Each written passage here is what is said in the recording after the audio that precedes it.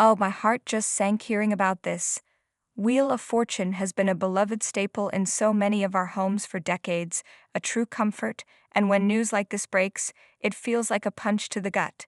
It's truly heartbreaking to hear that fans are questioning Ryan Seacrest's reading ability, especially given the monumental shoes he stepped into. It feels like just yesterday we were all collectively bidding farewell to the legendary Pat Sajak, and now to have this kind of immediate concern arise, it's tough. Let's be real, stepping into a role that someone has owned for over 40 years is an impossible task for anyone.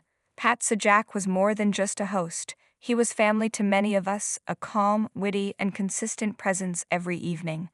We invited him into our living rooms, and he became a part of our routines.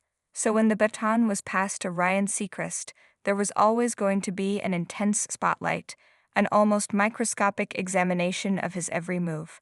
It's a natural human reaction to compare, to look for what we know and love, and to feel a pang of unease when things aren't exactly the same. The reports circulating, hinting at fans questioning Ryan's reading ability, that's a sharp twist. Initially, when Ryan took over, some of the chatter was about his hosting style, being a bit more chatty, or the intros feeling longer. People had opinions, as we always do when something familiar changes. Some loved his enthusiasm, the fresh energy he brought, and how he genuinely seemed to connect with the contestants. Others missed Pat's more laid-back approach, preferring a quicker pace focused solely on the puzzles. It was a divide, but a fairly understandable one. But this new concern, about his reading ability, that's a different league entirely. This isn't about preference, it's about fundamental competence, and for a show that revolves around letters and words, it hits a raw nerve.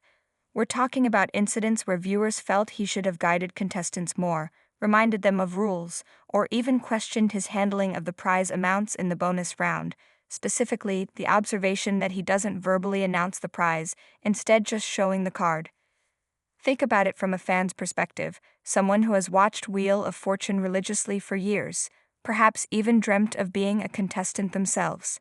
They know the rhythm, the unspoken cues, the way Pat Sajak would subtly nudge a contestant or patiently wait for them to make the right move. Now, if moments arise where it appears the new host is missing a beat or not fully grasping the nuances of the game as they unfold, it can be deeply unsettling. It makes you wonder if the integrity of the game is being maintained, if every contestant is getting a fair shake, or if the flow of the show is being compromised. There have been specific instances that have fueled this fire.